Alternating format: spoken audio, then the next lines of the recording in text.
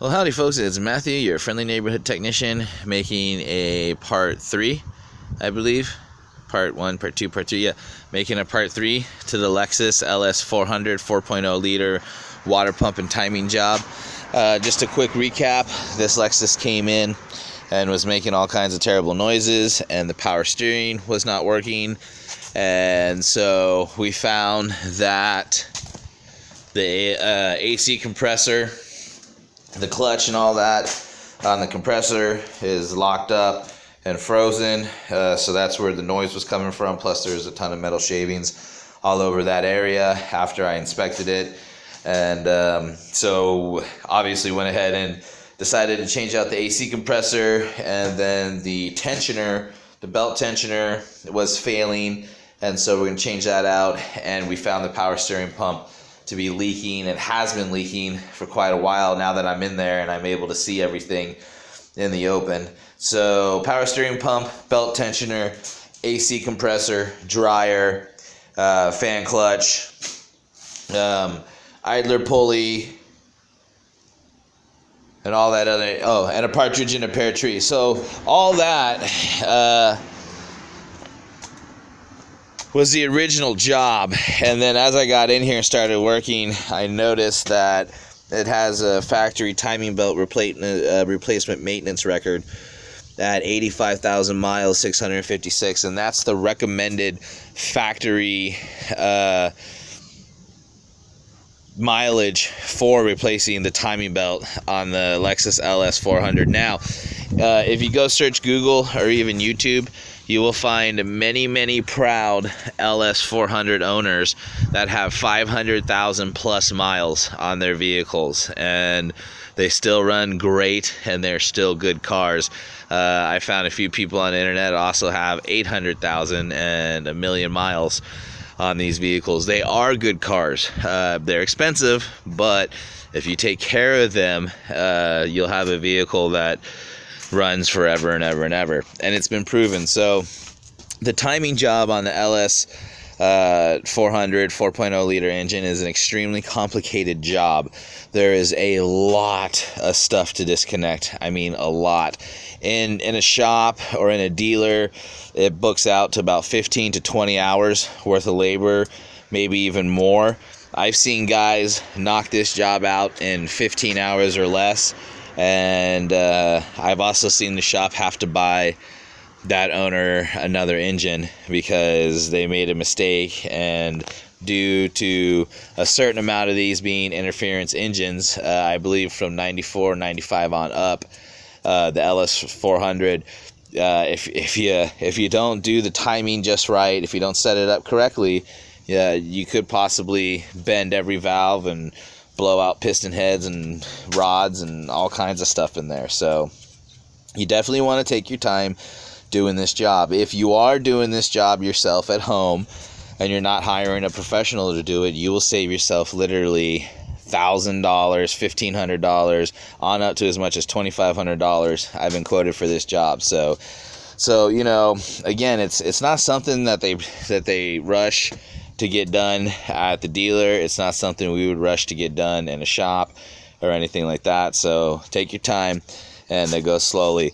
We started off with removing spark plugs and wires in order so that way when we turn the crankshaft by hand, it would turn more easily.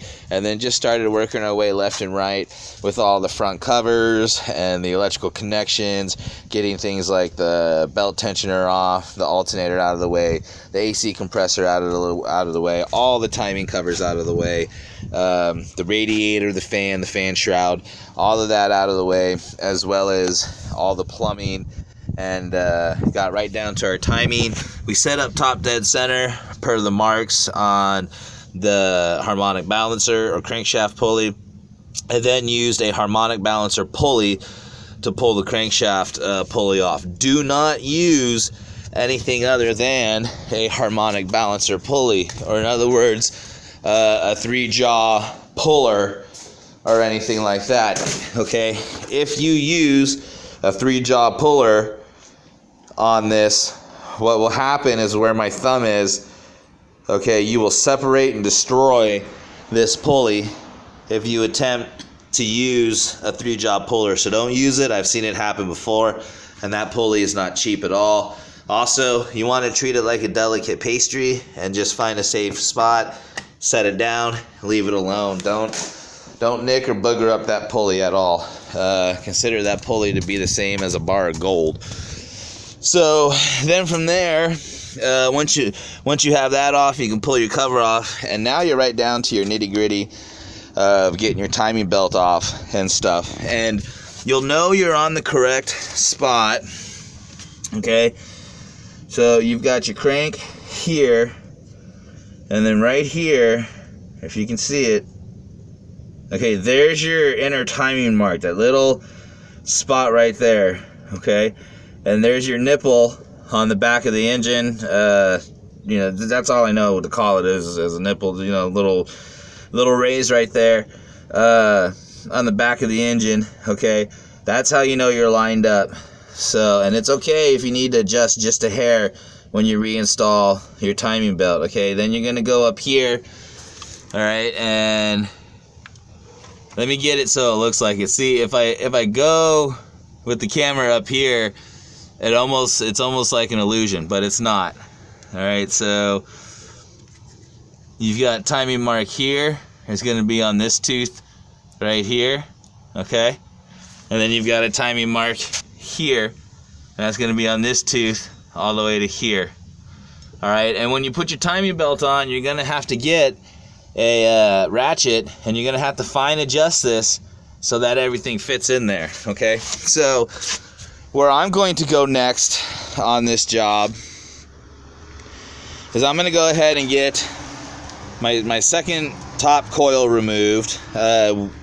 You've already removed this bottom coil that was here, so I'm going to go ahead and get this removed. I'm going to get the rest of my plumbing removed off of my water pump. Now your water pump stretches from here all the way over to here, okay? So this whole piece is going to come out of the engine, and so we need to get this plumbing off of here. We need to get this coil out of here. So I'm going to go ahead and do that first, and then from there we'll go ahead and get our water pump out. We'll get our tensioner pulley out. We'll get our idler pulley out. These are timing pulleys. We'll get all that out, and then from there I'm going to go ahead and remove my alternator, because this is just nasty. This power steering pump has been leaking for a while, and it is super nasty. So I'm gonna get my alternator out of there, and I would really be doing these people a justice if I took some extra time and I cleaned all this gunk off of this engine. So I'll probably look into doing that. But first, let's get this stuff out of the way. All right, so a few things I'd like to point out. First of all, I didn't completely remove my coil. All right, I just went ahead and unbracketed it with a bolt here down here, okay, and then I just went ahead and moved it up and over and out of the way up there, just like that. That gave me access to my thermostat housing for my plumbing. Now I will forewarn you now, if you choose to watch this whole video before you start this job, this is never easy to get off. There is no gasket. If you can see, it has a groove, and that's filled with RTV, and so that's the gasket. I wonder if my phone will give you a good picture there. That's good enough. And so longer story short there, that part is factory glued together with RTV, okay? Not only is it factory glued together, but it's also a machine fit with an O-ring.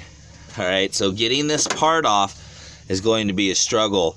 Do not, I repeat, do not on this vehicle, because it's all aluminum, stick anything in between there. Don't stick a putty knife, anything like that in between, or you do not want to mess up this surface. If you're replacing a water pump though, you won't have to worry about this surface. It's this surface that you'll have to worry about messing up. So don't stick anything in between there, because you don't want to mess up any surfaces, period. So, and then to clean this up, get you a mechanic's pick to stick in there and very tediously and carefully clean out that groove and lay a new bead of RTV. And then as for the rest of it, use a safety blade, which would be a plastic blade. Use a plastic razor blade, and that way you don't have to worry about scratching the metal, the surface there. So take your time and go ahead and get your plumbing removed. That now opens us up to remove our water pump and our tensioner pulley and our idler pulley. So again, I'm gonna tell you, take your time. I don't think I can say that enough throughout this job. I say that just something out of left field here. About 3 years ago now, I redid a Nissan engine that I ended up rushing through. And longer story short, I ended up bending all the valves on the top half of that Nissan engine. And since I'm an honest guy, it ended up costing me close to $5,000 to replace that engine and redo all that work. It was a horrible summer that summer. But anyways, I made it through it. And so that's why I'm always just big on, we're not trying to meet shop prices, nor are we trying to meet shop labor hours here. We're just trying to make sure this is done right and correct. So take your time and get these power steering or these water pump bolts out. Now, Lexus is nice enough to install pre-treated bolts, okay? So they really shouldn't be rusted into the block or anything like that, but there's a chance that they could be, and it's not uncommon for these bolts to break, especially these longer ones. So I don't suspect that'll happen here, but it has happened. If it does, holler at me in the comments if you're trying to do this job and you have one of these longer bolts break, and I can walk you through how to remove them. So, all right, so I'm gonna go ahead, starting in the middle, working my way out. I'm gonna go ahead and get the power steering pump off now. Or power steering pump, the water pump. Duh. All right, so for your water pump, you're gonna have a bunch of 12mm bolts. I'm gonna have 6 of them all together. And again, so all this stuff, because it's all aluminum, doesn't have a bunch of high torque yields. So don't expect it to be super tight in there. If it is, then you got a problem. And you've got a bolt stuck. Now this is why these bolts are treated, to prevent rust buildup like that. On let's say a Ford that has long water pump bolts like this, a lot of times they bond to the bolt inside of here and it gets stuck. So you're gonna have 1, 2, 3, 4, 5, 6, 7 bolts here. The other ones will have already been taken out with other parts. And so go ahead and get your water pump bolts out. Now, I want to show you something.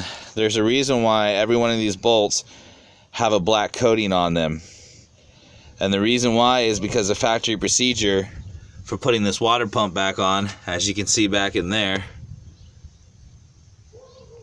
is to glue it on. There is no gasket. So whether it's coming from the factory or whether this job has already been done once, if it's been done correctly, all this stuff is going to be glued on with RTV. So now we get the fun task of trying to get this water pump off. And again, you do not want to damage the engine block or any of the surfaces. There is a spot right underneath the plumbing here, a little divot.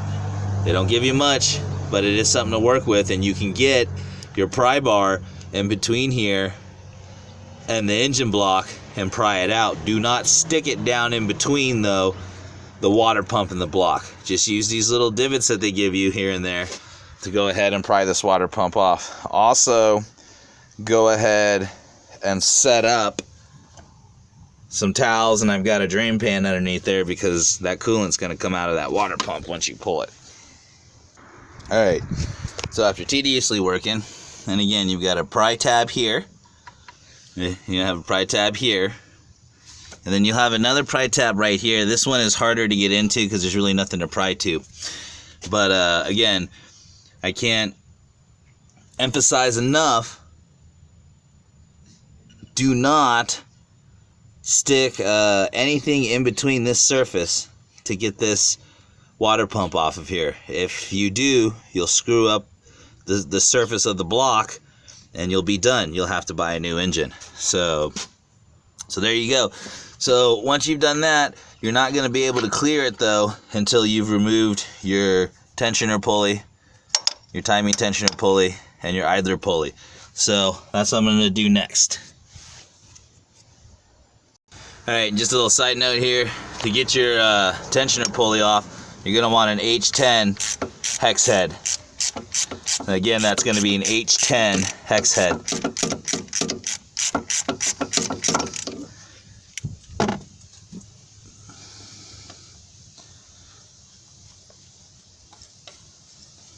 And that's what you're going to need to get your timing tensioner pulley out. And all this is going to be replaced brand new. Alright, and if you've followed instructions and gotten this far, then this is what you should be looking at. Nothing more than an engine block. That is literally all that is. The only thing connected to that engine block as far as accessories goes is the old power steering pump. So there you go, there you have it. Now, a few tips. At this point, if you think this job's going to become any easier, it's not. What you need to do at this point is slow down, go ahead and regroup. One of the first things you need to be thinking about is getting the front of this engine block cleaned up. You know, you've got to get all of this RTV off of here. All right, you've got to get all this stuff off of here before you can even think about putting your new water pump on, because the new water pump has to be glued on as well.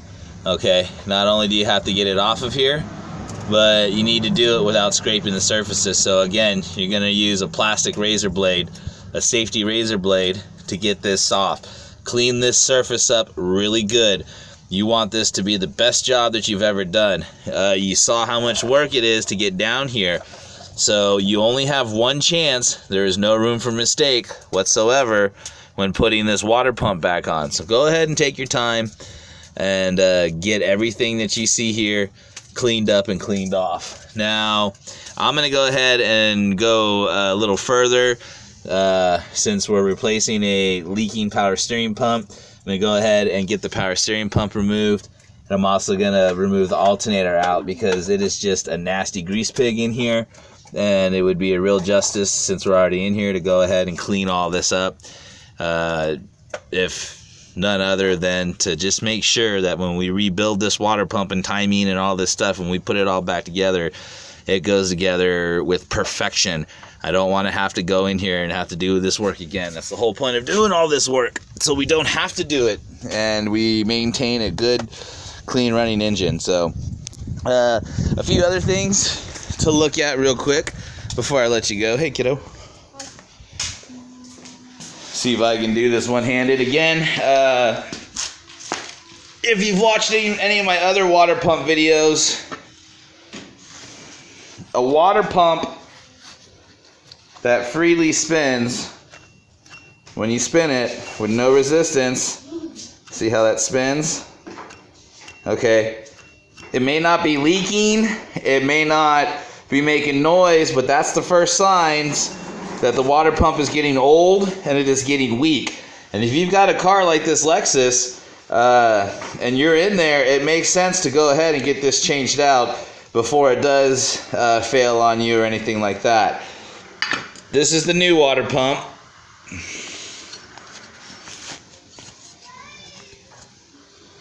Come here, kiddo. I'll get it for you. Don't go out in the street. Give me just a second. Okay, you know what? If it's right there, go get it real quick. There you go. Good job. Sorry about that. Kiddo's toy car ran to the end of the driveway. So if you look at this water pump, okay, it has resistance. You can't spin it freely compared to this water pump. Okay. So, again, more justification for getting this done, because I predict in the next 6 to 12 months we would have been going back in here anyways to do this job, and it would have cost them twice as much if they had waited. So yeah, at this point, it's a good idea to go ahead and go over your parts list. Make sure you have everything ready to go, from the supplies that you need to all of the gaskets that you need. Again, installing this water pump needs to be done in a very, I'm going to say, tedious form and fashion. It's not something you need to rush through, and it needs to be done in one smooth, perfect motion. So once you press that thing on there, you get a good seal and you get it all sealed up, and you don't have to worry about when you start the vehicle if it's going to leak or if you're going to have to go back in and redo the job. So alright folks, I will post some more videos showing uninstall process of the power steering pump and of the alternator. I've been working since about 7-8 this morning. We're now pushing 12. So I need to get moving forward on getting this stuff all cleaned up, and I'll show you a video of that and all that other good stuff, and then I will show you a video of how you reset the timing and everything. Alright folks, well, this is Matthew, your friendly neighborhood technician. If you have any questions or comments, just shoot them to me. We can trade emails and phone numbers if you need help on something that you're working on or a project that you have. I greatly appreciate you guys coming out and supporting me. I am signing off.